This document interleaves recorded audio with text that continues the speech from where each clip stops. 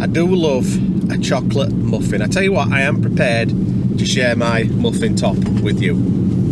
I can't. I'm a glutard. Oh, you got a gluten allergy. Oh, brutal. So at what point does it become worth the suffering, eh?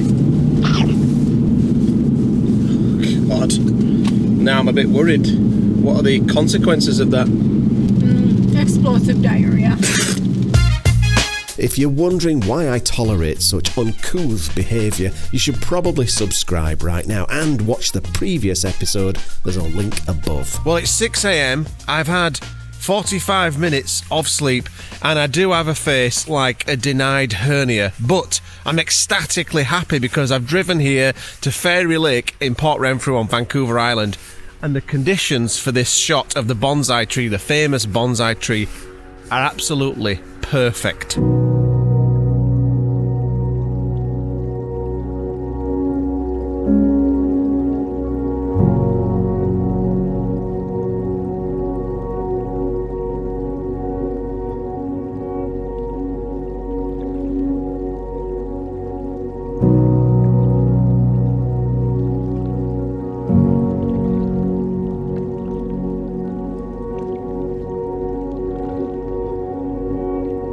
So this tree has to be one of the most photographed trees on planet Earth. I've shot this many times before, but this is the first time I've ever been able to make it out here for sunrise. And the conditions are perfect because it's freezing cold. It's -4. It's been very cold overnight. And so my hope is that when the sun creeps in onto the surface of the lake and hits that freezing cold water, I'll get this lovely steam rising effect, this lovely mist that comes from the surface of the water. And as you can see, it's like a mirror. It's just flat, calm, and I love the way that these trees are just lighting up with that beautiful morning light. As yet, the morning light hasn't hit the bonsai tree, this little tiny fir tree that's growing out of the stump of, I'm guessing, a submerged fir tree. It's just growing out of a log. It's been there for years. I think I took my first shot of this maybe 12 or 15 years ago, not long after I first moved to Vancouver Island.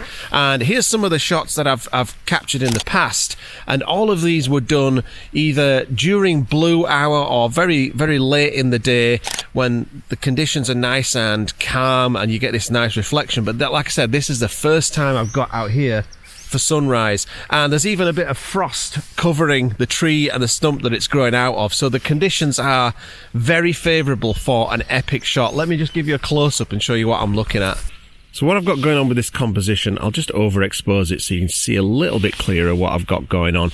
I've got the tree and the reflection slap bang in the centre of the shot, and obviously all of these glowing trees behind it are really exploding out of the frame because of all that light. But it's a bit complicated, and even at f5.6, which is the widest aperture on this lens, I can't really get much background blur. The background is still quite in focus.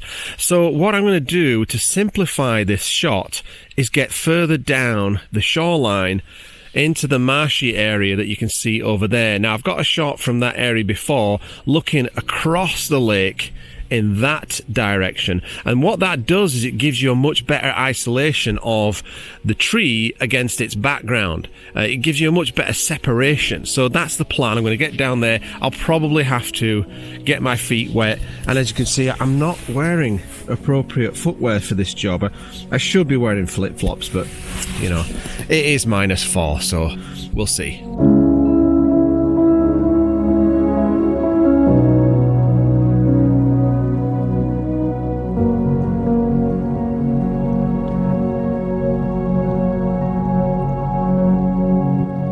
So as you can see now, I'm almost knee deep in the actual lake down on this boggy shore, and this is so much nicer down here. It's a much simpler composition, the light's more pleasing, and it's starting to make that steam rise just exactly as I was hoping.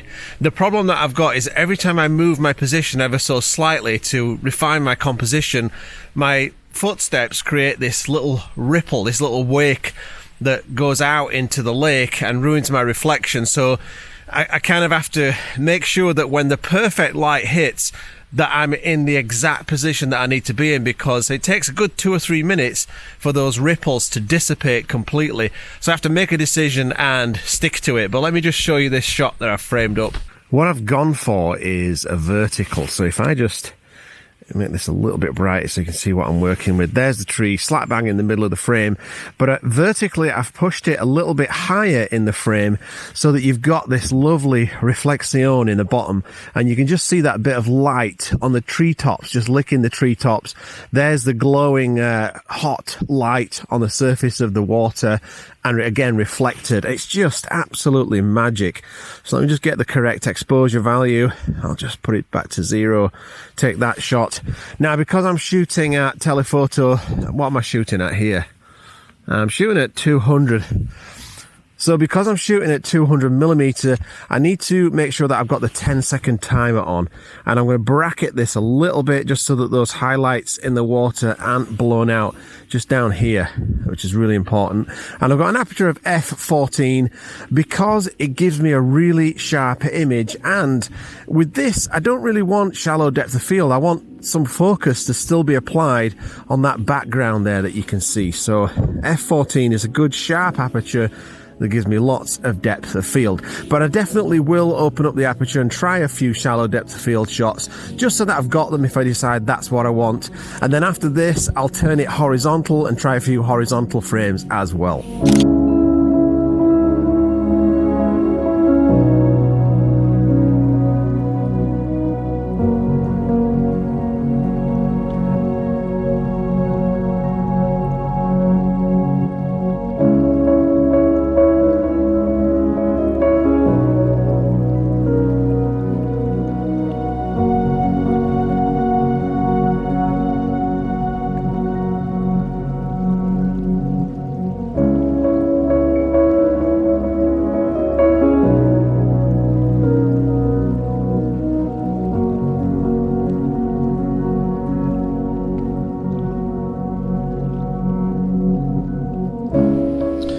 Now, because what I'm shooting is basically a reflection, you would think that I just wouldn't want to use a circular polarizer. That's what I've got on here right now. This is that Summit system from Polar Pro. It's quite good, but really all I'm using is, I'm not using NDs or anything like that. I'm just using the polarizer, the circular polarizer. And like I said, you would think that you wouldn't want to polarize a shot like this because it's all about getting that reflection. But because this is such a perfectly glassy, smooth reflection, even putting a circular polarizer on and polarizing the shot, it's not killing that reflection. The reflection is still completely perfect. But what it is doing is it's enhancing the colours just that little bit. It's giving me a little bit more contrast and what appears to be a bit more saturation in the background of the shot, especially where that steam is rising from the surface of the water. So in this instance, even though it's all about the reflection, a circular polarizer is actually making the shot a little bit better.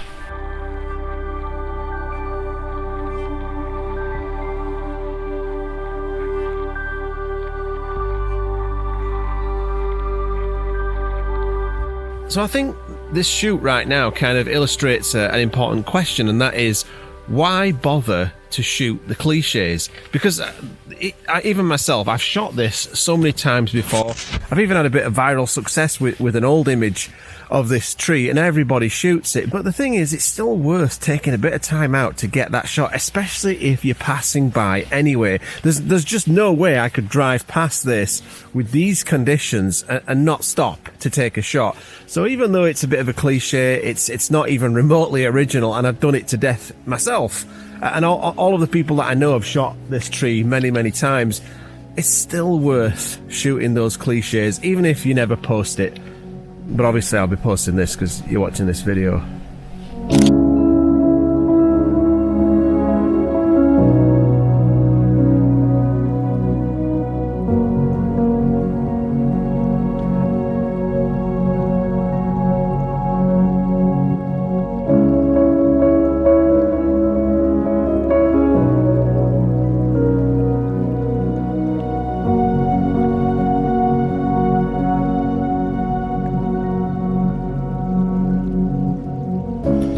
So I've come to the middle of nowhere to try and get an image.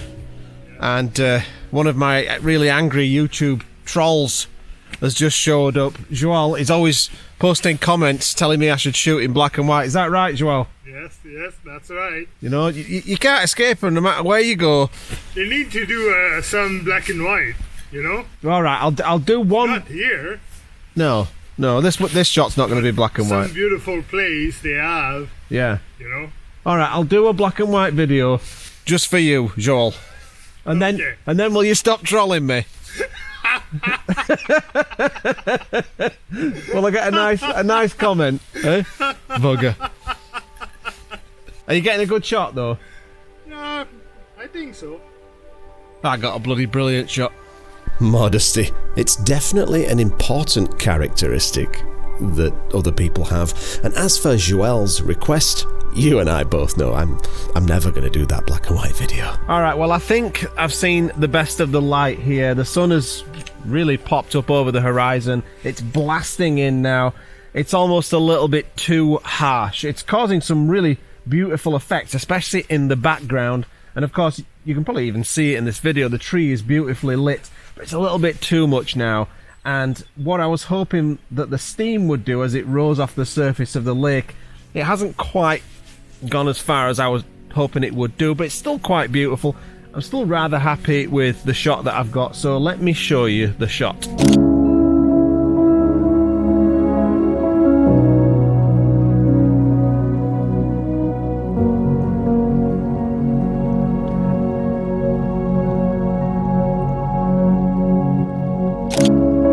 What a spectacular morning of landscape photography this turned out to be.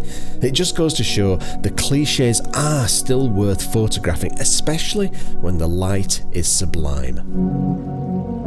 After driving Amanda thousands of miles through the US back to Canada, it was time for us both to go home and go our separate ways. But at this point in our journey, we had no idea the world was about to go into lockdown and that we'd be forced to self-isolate together. You do not want to miss the next episode.